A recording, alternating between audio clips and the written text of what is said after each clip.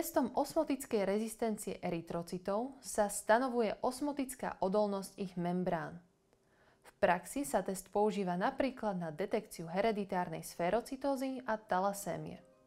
Na určenie osmotickej rezistencie erytrocitov budeme potrebovať 2 až 4 ml venóznej krvi. Rezistenciu erytrocitov voči praskaniu v hypotonickom prostredí zisťujeme pomocou 14 hypotonických roztokov v skúmavkách s postupne sa znižujúcou koncentráciou.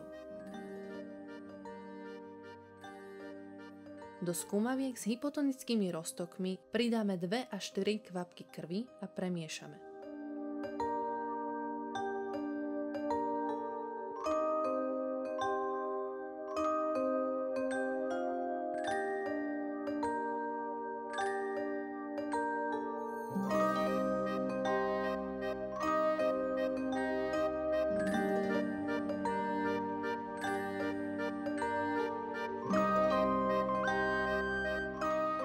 Po 2 až 5 hodinách odčítame výsledky.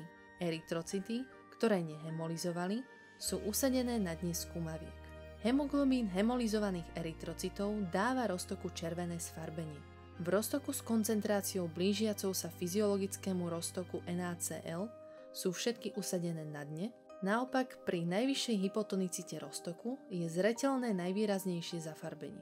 Prvý roztok, kde vidíme slabé červenkasté zafarbenie, je roztokom, kde praskli najmenej odolné erytrocity. To znamená, že tieto erytrocity majú najmenšiu osmotickú rezistenciu.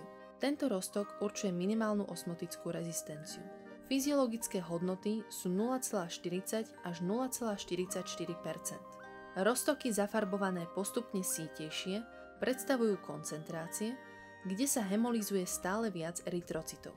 Prvá skúmavka s najsítejším červeným zafarbením a bez sedimentu obsahuje roztok, v ktorom hemolizovali aj tie najodolnejšie erytrocity a predstavuje maximálnu osmotickú rezistenciu.